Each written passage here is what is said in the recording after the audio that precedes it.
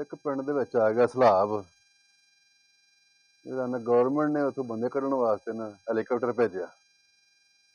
Helicopter ਬੰਦੇ ਜਿਹੜਾ ਨਾ ਉਹ ਕੱਢਣ ਲੱਗ ਪਏ। ਉਹ ਸਾਰਾ ਦਿਨ ਲੱਗਾ ਰਿਹਾ। 500 ਬੰਦਾ ਉਹਨੇ ਵਿੱਚੋਂ ਜਿਹੜਾ ਨਾ ਉਹ ਸਲਾਬ ਦੇ ਵਿੱਚੋਂ ਪਾਣੀ 'ਚੋਂ ਬਾਹਰ ਕੱਢਿਆ ਤੇ ਬੰਦੇ ਮੁੱਕਣ ਨਾ ਕੋਈ ਵੀ। ਜਿਹੜਾ ਜਹਾਜ਼ ਦਾ ਹਮਲਾ ਸੀ ਉਹ ਗਿਆ ਪਿੰਡ ਦੇ ਨੰਬਰਦਾਰ ਕੋਲ। ਅੰਦਰ ਨੰਬਰਦਾਰ ਸਾਹਿਬ, ਪਿੰਡ ਦੀ ਆਬਾਦੀ ਕਿੰਨੀ ਕੁ ਜਿਹੜੇ ਬੰਦੇ ਨਹੀਂ ਮੁੱਕਦੇ ਪਏ? ਨੰਬਰਦਾਰ ਆਂਦਾ 150। ਆਂਦੇ ਨੇ 150, ਅਸੀਂ ਤਾਂ 500 ਬੰਦਾ ਕੱਢ ਚੁੱਕੇ ਹਾਂ ਤੇ ਇਹ 150 ਆਂਦੇ।